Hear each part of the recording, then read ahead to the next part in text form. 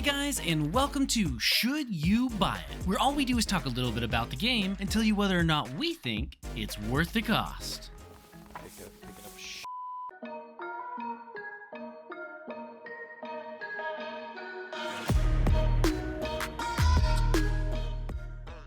In this episode, we'll be playing Cult of the Lamb, a co-op game that blends unique base management and roguelike elements where you take on the role of a cult leader, fight bosses, engage in intense combat, and of course, picking up your followers' Now, the first question that we always cover in these videos is what stage of development is the game in? And in this case, for Cult of the Lamb, it is currently in full release and available on PC as well as most consoles for $25. So what exactly is the game? Well, Cult of the Lamb is a co-op roguelike game with some base management mixed in along the way. You'll have to build a cult and nurture your followers by providing them with sermons, rituals, and shelter. Then, you'll venture into procedurally generated dungeons to fight enemies and collect resources. Cult of the Lamb's combat mechanics are very fast-paced and very similar to games like Hades 2 or The Binding of Isaac, where you start out by choosing from a variety of different weapons and abilities. The available weapons each feel unique, with things like close-range daggers for quick in-and-out melee attacks, as well as blunderbusses to shoot enemies from a distance. As you progress throughout the different stages of each run, you will start to encounter many different types of enemies, resources, and even followers that you can add to your cult. And while the combat and dungeon crawling is a big aspect for this game, the base building and colony management systems are equally, if not more, important.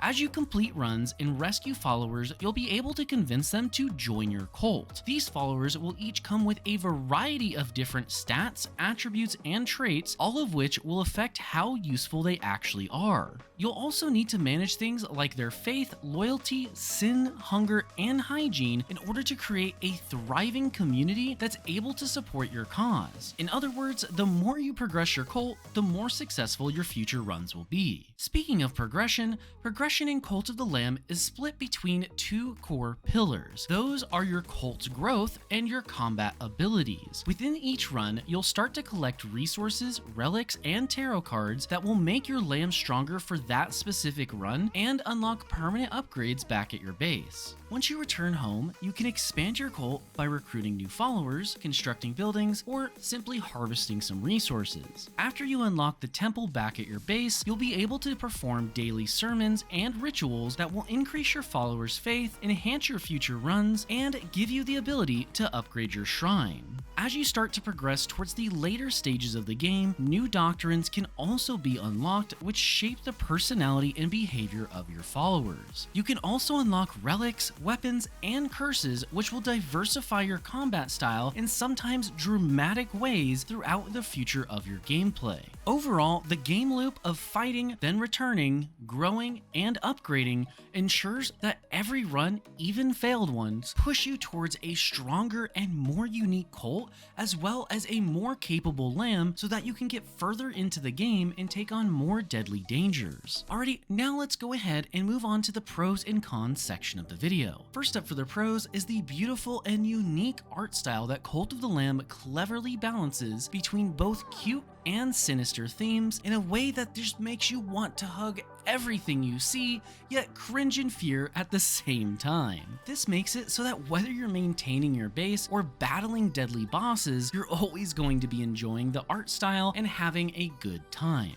Next are the deep progression systems that it brings to the table. Not only are you progressing in each specific run, but you are also upgrading your base, your cult, and your followers, which adds an increasingly high amount of strategy to the game, as well as customization so that you can play the way you want to play.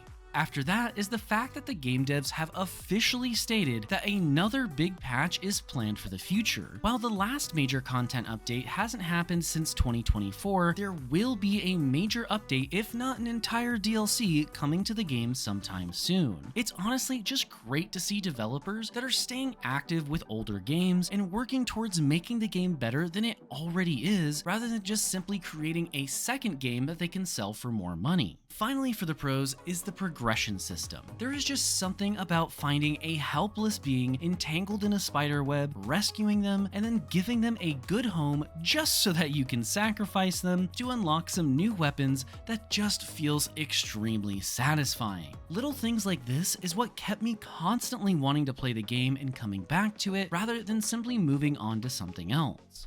Now for the cons, and first up for the cons is the somewhat stale replayability. Just like most roguelikes, Cult of the Lamb suffers from the same stale endgame where once you become strong enough to defeat the final boss, future playthroughs don't offer as much diversity. Once you have a good feel for the game and have mastered all the basics, it just starts getting extremely repetitive. There also isn't much else to achieve after you've defeated the final boss, rather than just continuing to manage your cult and experimenting with maybe some different builds. So now it's time for the rating for the game, and when we rate games, we want to get 1 hour of enjoyment out of every $1 that the game costs. So for this game in particular, in Cult of the Lamb, we would want to get 25 hours of enjoyment out of the $25 cost for the game. And after playing this game, we give it 9 out of 10 potatoes. Cult of the Lamb is easily one of the top roguelike games on the market today. It's cute, yet creepy atmosphere makes it stand out amongst the massive amount of other similar games out there that you can play. And the fact that it is still getting updates is a huge plus. The addictive combat mechanics and deep base management systems always make it feel like you're progressing towards something meaningful, at least until you start to get towards the end. And while it can still get very repetitive after a while, it has tons of hours of enjoyment before you actually reach the point where you start to feel that repetitiveness. And that is why we feel that Cult of the Lamb is without a doubt worth the cost. And well, that is going to do it for today. If you guys want to see more content like this or have a specific game you'd like us to review, consider mentioning it down in the comments or liking the video and sharing it with your friends. That way we know it's something you want to see more of. Either way, thank you for watching. I'm Game Advisor, and I'll see you in the next one.